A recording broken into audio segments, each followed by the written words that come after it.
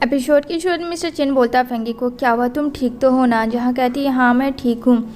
यहाँ पे कहता है कि क्यों नहीं, मैं शादी कर लूँ तुमसे, क्या इरादा है? जहाँ फेंगी काफ़ी खुश हो जाती है। तभी वो जाती है कुछ सामान लेने, लेकिन वहाँ एंट्री हो जाती है चीची की, और चीची फ्रेंड फेंगी को मारने वाली होती है मास्क लगा के। जब देखती है फेंगी कि ये कौन है और मास्क जब हटाती है तो वो चीची नज़र आती है। तो कहती है तुम ऐसा क्यों कर रही हो, तुम मेरे पीछे क्यों पड़ी हुई हो? चीची ने कहता है कि तुमने तो मेरी ज़िंदगी ही बर्बाद कर दी। लेकिन मिस्टर चेन आता है उसको फ़ोन देने के लिए फेंगी को, तो यहाँ पे वो चीची को मारता है और कहता है दोबारा अगर मेरी होने वाली वाइफ के साथ तुमने कुछ भी किया तो मुझसे बुरा कोई नहीं होगा। और यहाँ पे उसे धक्का दे देता है और फेंगी को गोद में लेकर चला जाता है, जहाँ उसको काफ़ी ज़्यादा इंजर्ड हुई थी क्योंकि उससे चोट लगी थी।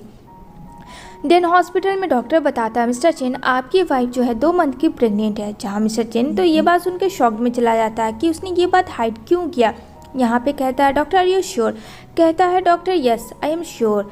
यहाँ पे कहता है ठीक है। यहाँ पे वो बहुत ज़्यादा फेंगी पे प्यार करता है और सोचता है कि इसने मुझे आखिर इन सब चीज़ों को हाइड क्यों किया। 2 मंथ्स पहले ये प्रेग्नेंट है और इसने मुझे बताया तक भी नहीं। तभी यहाँ फेंगी को होश आता है और यहाँ पे मिस्टर चिन कहते हैं तुम कैसा फील कर रही हो, ठीक हो ना तुम? तो कहती है हाँ मैं ठीक हूँ।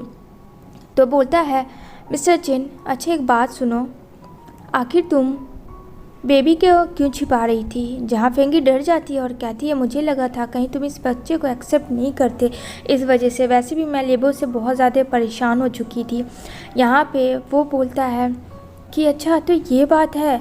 तो कहती है हाँ, और वो वहाँ पे काफ़ी ज़्यादा रोने लगती है। तभी मिस्टर चिन उसको कहता है डोंट वरी, टेंशन मत लो, मैं हूँ ना। दूसरी तरफ डॉक्टर के पास आता है फेंगी और यहाँ पे फेंगी और डॉक्टर बातें करते हैं, जहाँ फेंगी कहती है उसे पता चल गया मेरे प्रेगनेंसी के बारे में। डॉक्टर बोलता है उसने क्या बोला? तो फेंगी कहती है उसने एक्सेप्ट किया है और वो मुझसे शादी करेगा। तो डॉक्टर बोला चलो ये तो अच्छी बात है। अब वो दिन आ जाता है जिस दिन का इंतज़ार था। यहाँ फ्रेंड हमें एक और चीज़ रिवील होता है, जहाँ मिस्टर चेन कहता है कि लेबो किसी और का नहीं मेरा बेटा है, क्योंकि हमने डीएनए टेस्ट रिपोर्ट किया था। मैं जब तुम मेरे कंपनी में आई थी और तुमने जो साइन किया था और तुम्हारा एक लेटर मेरे पास जिस दिन नाइट स्पेंड हुआ था वो लेटर में साइन तुम्हारा था। इस वजह से उस साइन के थ्रू मैंने पता किया और यहाँ पता चलता है कि वो बेबी मेरा है। जहाँ फेंकी तो मानो काफ़ी ज़्यादा खुश हो जाती है कि वो फर्स्ट नाइट स्टैंड ड्रग्स वाला लड़का कोई और नहीं मिस्टर चेन ही है। जब ये लोग बाहर जा रहे होते हैं तो एनी आ जाती है, मिस्टर चेन का पास्ट। अब वो अपने पास्ट को देखता है। फेंगी काफ़ी ज़्यादा वरीड हो जाती है, एक तरफ लेबो दूसरी तरफ उसका बेबी होने वाला। और यहाँ एनी यहाँ पे कहती है मिस्टर चिन तुम मुझे छोड़ के नहीं जा सकते। लेकिन एनी को देख के वो बोलता है मुझे माफ़ करना। इतना करके वो एनी के पास चला जाता है और कहता है एनी तुम कहाँ थी इतने दिनों से, मैं पागलों की तरह तुम्हें ढूंढ रहा था। जहाँ बेचारी फेंगी अकेली हो जाती है और काफ़ी रोती है कि उसकी आज शादी के दिन थी, उसने उसे और उसके होने वाले बेबी लेबो सबको छोड़ दिया जहाँ उसने प्रॉमिस किया था।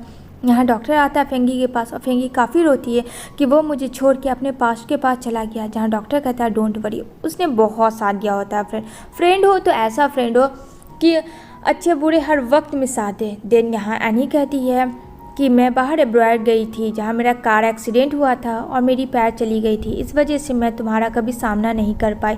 जहाँ मिस्टर चेन कहता है एक बार कम से कम तुम मुझे इन्फॉर्म तो कर सकती थी। यहाँ पे एनी बोलती है मैं बहुत ज़्यादा डर गई थी कि तुम मुझे एक्सेप्ट करोगे कि नहीं, इस वजह से मैं तुम्हें छोड़ के चली गई थी। बहुत ही हिम्मत जुटा के मैं तुम्हारे पास आई हूँ। दूसरी तरफ वो उसे अपने घर में रखता है एंड देन वो कॉल करता है फेंगी को, बट वो कॉल रिसीव नहीं कर रही होती है। यहाँ वो डॉक्टर के घर चला जाता है, जहाँ डॉक्टर मिस्टर चेन को एक मुक्का मारता है और कहता है तुम्हें शर्म नहीं आती है, तुम अपनी होने वाली बीबी को छोड़ के अकेले चले गए उसकी शादी के दिन, थोड़ा सा भी तुम्हें शर्म बाकी है जो तुम यहाँ मुंह उठा के आ गए हो। डॉक्टर कहता है मैं उसे मिलने नहीं दूंगा। जहाँ मिस्टर चेन कहता है वो मेरी है। कहता है नहीं अब ये बात मत करो, पागलपंती बंद करो, जाओ यहाँ से। दूसरी तरफ मिस्टर चेन काफ़ी ज़्यादा परेशान हो रहा होता है, वो बहुत ज़्यादा मिस कर रहा होता है।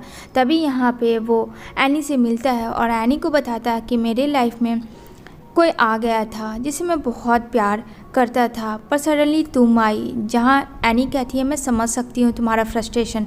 तभी एनी जो है फेंगी से मिलने का डिसाइड करती है और यहाँ पे कहती है आई एम सो सॉरी कि मैं तुम्हारे मैरिड वाले दिन आ गई, मुझे माफ़ करना।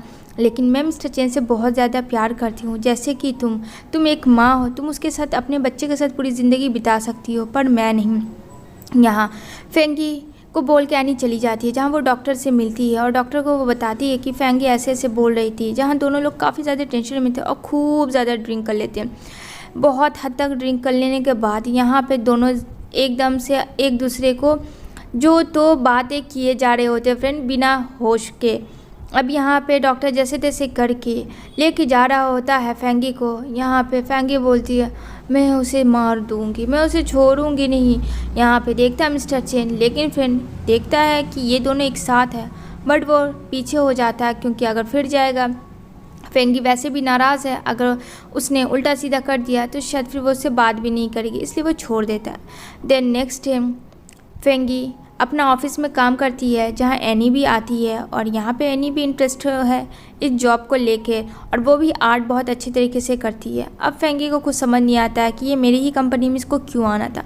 इधर मिस्टर चिन काफ़ी परेशान हो रहा था, वो अपनी वाइफ होने वाली और लेबू को देख रहा था, जिसे कहता नहीं, मुझे इस तरीके से दो नाव पे सवार नहीं होना चाहिए, मुझे किसी एक को चुनना है। और उसने सोच लिया होता वो किसको चुनेगा।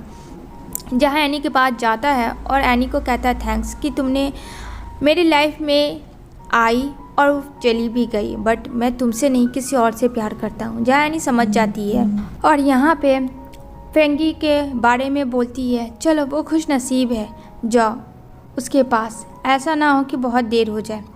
जहाँ मिस्टर चेन जाता है और फेंगी को पास, जहाँ फेंगी चिल्लाती है तो वो उसे शांत करवाता है कि अभी लेबो सो रहा है, डिस्टर्ब मत करो तुम उसे, कैसी माँ हो तुम। यहाँ पे वो दिखाता है डॉक्टर के साथ, जो कि वो ड्रग्स में काफ़ी ज़्यादा थी। तो यहाँ पे कहता है ड्रिंक के बाद ड्रग्स, यही तरीका है प्यार को भुलाने का। कहती है आर्ग्यूमेंट करना बंद करो। कहता है मिस्टर चेन मैं आर्ग्यूमेंट कर रहा हूँ या तुम कर रही हो, बहुत हुआ, चुप करो अब इन दोनों के बीच में आपस में ही लड़ाइयाँ स्टार्ट हो जाती है। यहाँ पे कहती है शादी वाले दिन मैं नहीं भागी थी, तुम भागे थे। तभी रूम से कॉल करता है लेबो और कहता मामा डैड को माफ़ कर दो, वो बहुत अच्छे हैं, प्लीज़ मुझे यही डैड चाहिए और कोई नहीं चाहिए। अब यहाँ पे कहती है एक तो तुमने ड्रग्स में मेरे साथ मिसबिहेव किया और 4 साल पहले अपनी बीवी और बच्चे को भूल गए। जहाँ मिस्टर चेन कहता है हाँ मैं भूल गया था, तो तुम कौन सा याद रखी थी, अगर मैं डीएनए टेस्ट रिपोर्ट ना पता करता तो तुम्हें तो पता भी नहीं होता लेबो का डैड कौन है। बात तो मिस्टर चेन भी सही कह रहा था।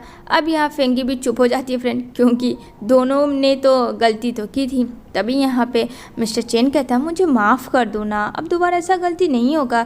जहाँ फेंगी कहती तुम मेरे क्लोज आके क्यों कह रहे हो, कहता है ऐसे ही तो होता है ना। एंड देन वो उसे प्यारा सा किस करता है।